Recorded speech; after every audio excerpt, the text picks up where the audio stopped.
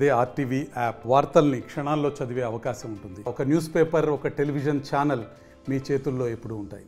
ఇటీవల కాలంలో విద్యార్థుల మానసిక స్థితి అనేది ఎవరు అంచనా వేయలేనటువంటి పరిస్థితి. ఎందుకు అంటే చిన్నపిల్లల నుంచి పెద్దల వరకు అటు ఏదైతే ఉందో ప్రభుత్వ హాస్టళ్ళ నుంచి కానీ స్కూళ్ళ నుంచి కూడా పేరెంట్స్ కానీ టీచర్స్ కానీ చెప్పకుండా బయటకు వెళ్ళిపోతున్నటువంటి నేపథ్యం. మరోవైపు అయితే మాత్రం పెద్ద పిల్లలు డిగ్రీ స్టూడెంట్స్ కూడా ఆత్మహత్యలకు పాల్పడుతున్నటువంటి నేపథ్యం. మరి ఎందుకు ఇటువంటివన్నీ? ఒకవైపు ఇంట్లో ప్రెజరు, మరొకవైపు టీచర్స్ అంటే ఏంటి అసలు ఇటువంటి అంశాలపై మనతో మాట్లాడడానికి మానసిక వైద్య నిపుణులు సీనియర్ డాక్టర్ అయినటువంటి ఎల్లూరి ప్రభాకర్ గారు మనతో ఉన్నారు. ఏం చెప్తారో వారు మాట్లాడిన ప్రయత్నం. సరే ఏంటి సార్, ఇప్పుడున్న కాలంలో ఎస్పెషల్లీ విద్యార్థులు అనునిత్యం మీరు కూడా వింటూ ఉంటారు, స్కూళ్ళ నుంచో హాస్టల్ నుంచో బయటకు వెళ్ళిపోవడం, లేదంటే ఆత్మహత్యల వరకు వెళ్ళడం, దీన్ని ఎలా చూస్తారు? ఈ ఇటీవల కాలంలో మనం గమనించినట్లయితే చాలా రకాలైనటువంటి విద్యార్థులు రకరకాల సమస్యలతో బాధపడుతున్నారు. వాటిని ఆ సమస్యల నుంచి ఎట్లా అధిగమించాలో తెలియకపోవడం వల్ల మానసిక ఒత్తిడి ఎక్కువైపోయి వాళ్ళు దాని నుంచి పరిష్కార మార్గాలు తెలియక ఒత్తిడికి ఎక్కువై రకరకాలుగా వింతగా ప్రవర్తించడం. అంటే ఉదాహరణకు తెలియకుండా హాస్టల్ నుంచి వెళ్ళిపోవడము, లేకుంటే ఆ తర్వాత వాళ్ళు టెన్షన్ ఎక్కువైపోయి కొన్ని రకాల మానసికంగా ఒత్తిడి ఎక్కువైనప్పుడు శారీరక లక్షణాలైనటువంటి అనవసరమైన ఆయాసం రావడము, లేకుంటే కడుపు నొప్పి రావడము, దీర్ఘకాలిక తలనొప్పి రావడం లాంటివి జరుగుతున్నాయి అన్నమాట. ఉదాహరణకు కొంతమంది పిల్లలు అయితే దాని నుంచి ఓవర్కమ్ కాలేక పేరెంట్స్ నుంచి అంటే సిక్ రోల్ ప్లే చేస్తూ వాళ్ళు ఏదో ఒక కారణంతో వాళ్ళు చెప్పలేక వాళ్ళని కోపం చేసుకోవడము. నైట్ అంతా బాగుంటారు, ఈవినింగ్ స్కూల్ నుంచి వస్తేనే బాగుంటారు, నైట్ అంతా బాగా గడుపుతారు, మార్నింగ్ స్కూల్ టైంకి ఏదో ఒక రకమైనటువంటి శారీరక లక్షణాలతో కడుపు నొప్పో, కళ్ళు నొప్పో, తలనొప్పో అని చెప్పేసి వాళ్ళు తప్పించుకోవడానికి ట్రై చేస్తుంటారు. దీనికంటే ఒత్తిడికి కారణాలు అన్నమాట. ఈ ఒత్తిడి వల్లనే చాలామంది పిల్లలు ఇలా చేస్తున్నారు. కొంతమంది పిల్లలు స్కూల్ నుంచి పారిపోవడము, ఇంకా కొంతమంది చిన్న వయసులో వాళ్ళ ఆత్మహత్యకు ఒడిగట్టడము, అదే కొంతమంది పిల్లలు ఇంటి నుంచి వెళ్ళిపోదని చెప్పేసి పేరెంట్స్కు భయపెట్టడము, ఇంకా కొంతమంది పిల్లలు ఒత్తిడి తట్టుకోలేక రకరకాల శారీరక జబ్బులైనటువంటి హార్ట్ బీటింగ్ పెరిగిందని చెప్పడము, తలనొప్పి తగ్గలేదని చెప్పడము. ఎంతమంది డాక్టర్లు ఉదాహరణకు చిన్న పిల్లలకి వాళ్ళు బాగా తట్టుకోలేక చాలామంది డాక్టర్లు ఏం చేస్తుందంటే సిటీ స్కాన్, ఎంఆర్ఐ అన్ని తీసిన తర్వాత కూడా వాళ్ళకి తలనొప్పి తగ్గదు, వాళ్ళకి ఆయాసం అట్లంతే. ఊపిరితిత్తులు బాగుంటాయి, ఊపిరితిత్తుల డాక్టర్కి సంబంధించిన డాక్టర్లతో 3-4 చూపించుంటారు, కానీ ఆయాసం అనేది తగ్గదు. ఏంటంటే వాళ్ళకు మానసిక ఒత్తిడి ఎక్కువైనప్పుడు ఈ శారీరక లక్షణాలు అంటే వాళ్ళకి సబ్కాన్షియస్ మైండ్లో ఒత్తిడి అధిగమించలేనప్పుడు వాళ్ళ సబ్కాన్షియస్ మైండ్ అనేది ఆ ఒత్తిడి నుంచి డైవర్ట్ చేసుకోవడానికి దానికి సెకండరీ గెయిన్ అంటారు అనమాట. ఆ ఒత్తిడి నుంచి బయటపడడానికి వాళ్ళకు ఎంచుకొని ఆ తాత్కాలికంగా రిలీఫ్ పొందడానికి వాళ్ళు అలా ప్రవర్తించేటువంటి అవకాశం ఉంది. ఈ విషయాన్ని పేరెంట్స్ కానీ టీచర్స్ కానీ అర్థం చేసుకోకుండా అది వాళ్ళు ఎంతసేపు స్కూల్కి పోలేదు, మేము డబ్బులు కట్టినాం కాబట్టి స్కూల్కి పోలేదు, చదివి తీరాలని చెప్పేసి వాళ్ళ యొక్క సాధక బోధనలు పిల్లలకి, పసిపిల్లలకి చెప్పడం వల్ల ఆడుతూ పాడుతూ ఉండాల్సినటువంటి చిన్నపిల్లలకి ఒత్తిడి అవసరానికి మించి, వాళ్ళకి కెపాసిటీకి మించి, వయసుకి మించి, నాలెడ్జ్కి మించి ఇవి చెప్పడం వల్ల వాళ్ళు ఒత్తిడికి గురై తట్టుకోలేక ఆత్మహత్య ప్రేరేపించడం కానివ్వండి, స్కూల్ నుంచి వెళ్ళిపోవడం కానివ్వండి, కోపతాపాలకు దగ్గర కానివ్వండి, అదేవిధంగా శారీరక లక్షణాలైనటువంటి కొన్ని అంటే ఏ టెస్టులకు అందనటువంటి శారీరక లక్షణాలు, జబ్బు లక్షణాలు బయటపడడం కానివ్వండి, అదేవిధంగా కోపతాపాలు ఎక్కువైపు వాటి నుంచి రిలీఫ్ కోసము బయట తిరగడము, బయట కొన్ని వ్యసనాలకు అలవాటు పడము. చిన్న వయసులోనే 10th క్లాస్ పిల్లలు కూడా కొంతమంది ఈ మధ్య డ్రగ్స్కి అలవాటు పడుతున్నారు, రకరకాల నొప్పుల మాత్రలకు అడిక్ట్ కావడము, కొంతమంది నిజంగానే సిగరెట్ బీడీలు అది కావడము, కొంతమంది బయట తిరగడం వల్ల వాళ్ళకు కొంత బ్యాడ్ బిహేవియర్ ఉన్నటువంటి వ్యక్తులతో కలవడం వల్ల ఇంటి నుంచి బయటకు పోయినప్పుడు ఇంటి సూపర్విజన్ లేకుండా బ్యాడ్ బిహేవియర్ ఉన్నటువంటి వ్యక్తులు కలవడం వల్ల వాళ్ళకి ఏమవుతుందంటే వాళ్ళకి సోషల్ మీడియాలో కొంతమంది ఈ మధ్య చూడరానివన్నీ చూస్తున్నారు. కొన్ని డ్రగ్స్కి అలవాటు అవ్వడం కానివ్వండి, లేకుంటే ఈ ముఖ్యంగా పోర్నుకి ఎక్స్పోజ్ కానివ్వండి, తర్వాత ఈ సినిమాలు కానివ్వండి, అంటే పాశ్చాత్య కల్చర్ కూడా మొబైల్లో ఎక్కువ చూడడం వల్ల అది నిజమే అనుకొని చెప్పేసి వాళ్ళ యొక్క ప్రవర్తన చెడిపోయి భవిష్యత్తులో వాళ్ళు చదువు పక్కన పెడితే వాళ్ళు పూర్తిగా వాళ్ళు దారి తప్పి వాళ్ళ జీవితాన్ని ఇబ్బంది పడేటువంటి అవకాశం ఉంటుంది. ముఖ్యంగా ఇప్పుడున్న పరిస్థితుల్లో ఎక్కడ లోటు అంటారు? ఎందుకంటే ఎడ్యుకేషన్ సిస్టంలోనా, లేదంటే బోధించే విషయంలోనా? ముఖ్యంగా తల్లిదండ్రుల దగ్గర కన్నా ఎక్కువ శాతం స్కూళ్ళలో టీచర్ల దగ్గరే ఉంటారు పిల్లలు.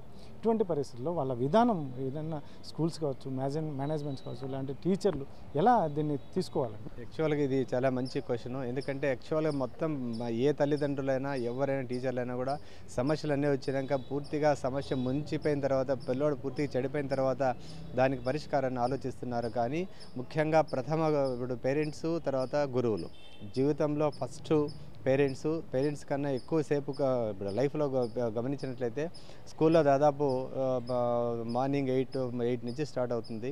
8 నుంచి ఈవినింగ్ 5-6 వరకు క్లాసెస్ ఉంటాయి. ఆ తర్వాత ఇంకా ట్యూషన్ పేరుతో మళ్ళీ 8 వరకు గమనిస్తారు. మార్నింగ్ 6 నుంచి 8 వరకు మళ్ళీ ట్యూషన్స్. ఈ లెక్కన పోతుంటే రోజులు ఎక్కువసేపు మోర్ దెన్ 12 అవర్స్ పేరెంట్స్ కంటే కూడా టీచర్ల దగ్గర ఉంటారు. కాబట్టి ఫస్ట్ పేరెంట్స్ టీచర్లందరూ కూడా వాళ్ళ తల్లిదండ్రులు మేమైనటువంటి భావన కలిగి ఉండాలి టీచర్స్. ఎందుకంటే వాళ్ళ యొక్క మనం ఇలా చదువు డబ్బులు ఇచ్చారు కాబట్టి, పే చేసినారు కాబట్టి వాళ్ళకి ఏదో చదువు చెప్పడము, వాళ్ళు మార్కులు తెప్పియడం ఒకటే కాదు. చదువు అంటే మార్కులు రావడం ఒకటే కాదు. ఎందుకంటే మార్కులు ఒకటే అయితే అది నిజమైనటువంటి విజ్ఞానం కాదు. వాళ్ళకి మంచి గుణగణాలు, వాళ్ళ యొక్క చిన్న సమస్యను కూడా అధిగమించేటువంటి భవిష్యత్తులో వాళ్ళని ఎదుర్కొనేటువంటి పిల్లల్ని తయారు చేయడము, వాళ్ళ యొక్క శక్తియుక్తులు కానివ్వండి, వాళ్ళ యొక్క మానసిక స్థితి కానివ్వండి, లేకుంటే వాళ్ళ యొక్క ఉన్నటువంటి తెలివితేటలు ఐక్యూ ఎంత ఉందని చూసుకోకుండా వాళ్ళ ఇష్టాలు ఏంటి, చదువు పైన ఇష్టం ఉందా లేదా, లేకుంటే ఇంట్లో సమస్యలు ఏమైనా ఉన్నాయా, టీచర్స్ దగ్గర ఏమైనా ప్రాబ్లం ఉందా, పిల్లల దగ్గర ఏమైనా ప్రాబ్లం ఏమి పట్టించుకోకుండా అందరినీ ఇప్పుడు పేరెంట్స్ ఏమో టీచర్స్ పైన ఒత్తిడి చేస్తారు. పేరెంట్స్ ఏమో డబ్బులు కడుతున్నాం కాబట్టి చదువు తీరాలా, మేము చదవలేకపోయినాము కాబట్టి మా కోరికలు నువ్వు తీర్చాలా, నువ్వు డాక్టర్ కావాలా, యాక్టర్ కావాలా అని ప్రెజర్ పెడుతున్నారు. టీచర్ల దగ్గర పేరెంట్స్ కూడా ఇండైరెక్ట్గా టీచర్స్ పిల్లలకు ఇండైరెక్ట్గా ప్రెజర్ పెడుతున్నారు. ఏ విధంగా మేము మా వాడు ఇన్ని రోజుల నుంచి వస్తున్నారు, ఇంత ఫీజు కడుతున్నాం, మా వాడికి మార్కులు రాలేదు. అప్పుడు ఏమవుతుంది, టీచర్స్ కూడా వానికి ఏదో ఒకటి మార్కులు తెప్పించాలనే ఉద్దేశంతో అంటే షార్ట్ పీరియడ్లోనే వాళ్ళకి ఎక్కువ సిలబస్ ఇవ్వడం కానివ్వండి, లేకుంటే వాళ్ళని కామెంట్ చేయడం కానివ్వండి, కామెంట్ అని కాదు, బట్ వాళ్ళు పక్కన వాళ్ళతో పోల్చడం కానివ్వండి, నలుగురితో క్లాస్ రూమ్లో 10 మంది ఉన్న చోట లేపి నీకు ఇది రాదని చెప్పడం వల్ల వాళ్ళు ఇన్సల్ట్ ఫీల్ కావడం అండి. ఇలాంటి ఒత్తిడి వల్ల పిల్లల యొక్క మానసిక ఎదుగుదలకు బ్రేకులు పడేటువంటి అవకాశం ఉంటుంది. కాబట్టి ఈ చదువు బాగా రావాలంటే ఉన్న తెలివితేటలు కాస్తైనా ఉన్న తెలివితేటలు వాటిని వికసించాలి. వాటిని ఉపయోగించుకొని దాన్ని చదువు పిల్లోని ఏ విధంగా బయటకు తీసుకురావాలంటే పేరెంట్స్ టీచర్స్ ఇద్దరు కూడా కూర్చొని వాళ్ళ యొక్క పిల్లల గురించి చర్చించాలి. ఇప్పుడు క్లాస్లో 100 మంది ఉంటారు, 100 మంది పిల్లలు ఒకే రకంగా ఉంటారు. ఒక్కొరికి ఒక కెపాసిటీ తక్కువ ఉంటుంది, ఒకరికి చదువు ఇష్టం ఉండదు, ఇంకొకరికి ఇంట్లో డిస్టర్బెన్స్ ఉంటాయి, ఇంకొకరికి మొబైల్కి అడిక్ట్ అంటాడు, ఇంకొకటి పిల్లలతో సమస్య ఉంటుంది, ఇంకొకటి టీచర్స్ అంటే భయం ఉంటుంది, రకరకాలు ఉంటాయి, గ్రూపులు ఉంటాయి. ఇలాంటి ఏం చేయాలి, పిల్లల యొక్క వాళ్ళ యొక్క ఇష్టాలు బాధలు ప్రతి ఇండివిజువల్ని గమనించి వీడికి ఎలా చెప్పాలి, ఏమి చెప్పాలి అనేదాన్ని మనం గమనించాల్సిన అవసరం ఉంది. అలా కాకుండా ఏమవుతుంది, 100 మందికి ఒకటే క్వశ్చన్లు, ఒకటే విధంగా ఒకే ట్యూన్లో ఒకే పిచ్చుతో ఆన్సర్తో మనం చదువు చెప్పినట్లయితే వాళ్ళ పిల్లలు ఎంత రిసీవ్ చేసుకుంటారు అనేది మానిటర్ చేయట్లేదు. అది స్కూల్కో మంచి పేరు ఉందంటే 100 కొద్ది వేలు లక్షల డబ్బులు కట్టి 100 మంది క్లాస్ రూమ్లో కూర్చోబెట్టి చెప్తున్నారు. కానీ వాళ్ళ యొక్క ఇండివిజువల్గా గ్రూపులు జనరల్గా మార్కులను బట్టి గ్రూపులు ఏబీసీ సెక్షన్లుగా డివైడ్ చేస్తున్నారు. కానీ స్కూల్స్లో అలా కాకుండా ఇప్పుడు ఈ కేపబిలిటీ ఉండేవాడు ఒక రకం ఉంటుంది, తర్వాత టెన్షన్ క్యాండిడేట్ ఉండేవాళ్ళు ఉంటారు, న్యూరోటిక్ మనస్తత్వం ఉండేవాడు ఒక రకం ఉంటారు, పేరెంట్స్ అంటే భయపడే వాళ్ళు ఉంటారు, పేరెంట్స్ ఒత్తిపడే పిల్లలు ఉంటారు, టీచర్లు అంటే భయపడే పిల్లలు ఉంటారు. వీళ్ళందరికీ గ్రూపులుగా సపరేట్ చేసి వాళ్ళు ఇండివిజువల్గా మానిటర్ చేసినట్టయితే వాళ్ళు ఒత్తిడికి గురిగారు. తద్వారా వాళ్ళకు డైవర్షన్ కాకుండా చెడిపోకుండా ఉండేటువంటి అవకాశం ఉంటుంది. వీళ్ళు పేరెంట్స్ టీచర్స్ ముఖ్యంగా వాళ్ళిద్దరూ జాగ్రత్త పడకుండా కూర్చొని కంబైన్డ్గా ఆ ఇండివిజువల్గా ఒక ప్లాన్ చేసుకొని ఆ పిల్లవాడి యొక్క లోపాలు పేరెంట్స్ చెప్పాలి, పిల్లవాడి యొక్క శక్తియుక్తులను అసెస్ చేసి టీచర్స్ చెప్పాలి. ఈ విధంగా కూర్చొని వాడికి ఎంత మోతాదులో మనం ఒత్తిడి పెడితే వాడు భవిష్యత్తు ఉపయోగించుకుంటారని గమనించుకోకుండా ఒత్తిడి పెట్టినట్లయితే సూసైడ్స్ పెరుగుతాయి. అంతేకాకుండా భవిష్యత్తులో ఈ ఒత్తిడి భరించలేక 10th క్లాస్ ఇంటర్మీడియట్ వరకు భరిస్తారు. ఇంటర్మీడియట్ తర్వాత ఇంజనీరింగ్ మెడికల్ కాలేజీలో ఎక్కడో ఇంకో చోటు చేరుతున్నారు, అక్కడ పోయిన తర్వాత చెడిపోతున్నారు. అప్పుడు చెడిపోవడానికి ఒకటి ఇన్నేళ్ళు మమ్మల్ని బంధించారు, ఫ్రీనెస్ వచ్చింది, హైదరాబాద్లోనో లేకుంటే బెంగళూరులోనో చెన్నైలోనో లక్షలు పెట్టేసి మనం వీళ్ళకు ఇంజనీరింగ్ కాలేజీలో చేర్పిస్తున్నారు. అక్కడ పోయిన తర్వాత ఒకేసారి బ్యాడ్ కల్చర్కు ఫాస్ట్ కల్చర్కు తర్వాత సిటీ కల్చర్కి ఎక్స్పోజ్ అవ్వడం వల్ల పిల్లలు చెలివిడిగా గేమ్స్ ఆడడం కానివ్వండి, లోన్ యాప్స్ ఇంట్లో పంపించే డబ్బు సరిపోక వాళ్ళు లోన్ యాప్స్ తీసుకోవడం కానివ్వండి, దాని నుంచి భరించలేక దాన్ని మళ్ళీ ఆన్లైన్ బెట్టింగ్స్ ఆడడం కానివ్వండి, ఆన్లైన్ గేమ్స్ కానివ్వండి, అప్పులు చేయడం కానివ్వండి, ఇలాంటి ప్రెజర్ ఎక్కువ డ్రగ్స్ మొత్తం వాళ్ళ బిహేవియర్ చదువు పక్కన పెడితే మంచి తెలివితేటలు ఉన్న పిల్లలు కూడా ఈ విధంగా డైవర్ట్ అయిపోయి లైఫ్ని స్పైల్ చేసుకుంటున్నారు అన్నమాట. కాబట్టి పిల్లలు తర్వాత పేరెంట్స్ టీచర్స్ అందరూ కూడా కంబైన్డ్గా ఆలోచించి ఆ పిల్లవాడిని భవిష్యత్తు ఎలా తీర్చిదిద్దాలి, ఏ ఫీల్డ్లో ఇంట్రెస్ట్ ఉందో అది ఆలోచించి ఒక నిర్ణయం తీసుకున్నట్లయితే వీటిని చాలా వరకు నిర్ణయించేటువంటి అవకాశం ఉంటుంది. మీరు చెప్తున్నటువంటి ఇవన్నీ బాగున్నాయి. ఇవన్నిటిని ఓవర్కమ్ చేయాలంటే ముఖ్యంగా ఇటు పేరెంట్స్ కావచ్చు, లేదంటే స్టూడెంట్స్ కావచ్చు, ముఖ్యంగా టీచర్స్ కావచ్చు, ఏం చేయాలంటారు స్ట్రైట్గా? ఎందుకంటే ఇవి చాలామందికి ఇబ్బంది పడుతున్నాయి, కానీ ఆ ఇబ్బందుల నుంచి అధిగమించాలంటే చాలామందికి సొల్యూషన్స్ కూడా లేనటువంటి పరిస్థితి. ఎస్, కరెక్ట్గా చెప్పారు మీరు. ఇప్పుడు పిల్లలకి ముఖ్యంగా ఇంట్లో పేరెంట్స్ ముందుగా మనం గమనించినది, పేరెంట్స్ ఎలాంటి జాగ్రత్తలు తీసుకోవాలనేది ఇంపార్టెంట్ అనమాట. పేరెంట్స్ పిల్లలపైన ఒత్తిడి రాకూడదు అంటే పిల్లలతో ఎక్కువ ఎంతసేపుకి స్కూల్లోకి పంపించి నిర్బంధ విద్యను చేయిస్తున్నారు తప్ప, రోజుకు కనీసం గంట సేపు అయినా నీ బాధ ఏంటి, స్కూల్లో ఎలా చదివావో, మీ ఫ్రెండ్స్ ఎలా ఉన్నారు, ఎవరితో కలుస్తున్నావో, హ్యాపీగా ఉన్నావా అని వాళ్ళ యొక్క చదువు కాకుండా మిగతా విషయాల్లో ఆలోచించట్లేదు. అదొకటి. అంతకంటే ఇంపార్టెంట్, పిల్లలు ఎదురుగా పేరెంట్స్ ఒక చిన్న చిన్న సమస్యలు ఉంటాయి. వాళ్ళు ఏంటంటే వాళ్ళు కొట్లాడుకోవడం కానివ్వండి, తర్వాత పిల్లల్ని చదువుకోపారని చెప్పేసి పేరెంట్స్ వచ్చేసి టీవీ చూసుకుంటా, ఒకరు మొబైల్లో ఉంటారు, ఒకరు సీరియల్స్లో ఉంటారు. అట్లా కాకుండా పిల్లలకు మనము పెద్దల యొక్క ప్రవర్తన ఆదర్శంగా ఉండాలంటే ఫస్ట్ మనం పాటించాలి. మనం చిన్న వాటికి పిల్లలపైన కోపం చేసుకోవడము, ఒత్తిడి తీసుకురావడం, వాళ్ళ ఎదురుగా పేరెంట్స్ కొట్లాడుకోవడము, పక్కన వాళ్ళతో పోల్చడము. ఎక్కువ మంది పేరెంట్స్ అదే చేసేది. ఇంట్లో కుటుంబ సభ్యులు పిల్లలు ఉంటారు కదా, వాళ్ళు ఎవరైనా బాగా చదివి మంచి స్టేజ్కి పోయినారు అనుకోండి, ఎప్పుడు ప్రతి దానికి వాళ్ళ ప్రస్తావన తెచ్చి వాళ్ళకి చెప్పడం వల్ల, కంపేర్ చేయడం వల్ల వాళ్ళు ఏమవుతుందంటే పేరెంట్స్ ఏమనుకుంటారు, వీళ్ళు మోటివేషన్ లాగా అనుకుంటారు. వీళ్ళు మోటివేషన్ కాదు, కంపేర్ చేసి ఇన్సల్ట్ లాగా ఫీల్ అయ్యి అదే నచ్చక ఈ విధంగా ఇబ్బంది పడేటువంటి ఉన్నారు. సో పిల్లలు ఎప్పుడు కూడా ఇంకొకరితో పక్క పిల్లలతో పోల్చకూడదు. పిల్లల దగ్గర టైం గడపాలి. తర్వాత చదువుతో పాటు ఇతర కుటుంబ విషయాలు కానీ, రిలేషన్స్ విషయాలు కానీ, సామాజిక పరిజ్ఞానం, సోషల్ నాలెడ్జ్ని పెంచే విధంగా మన పిల్లల్ని పెంచాలి.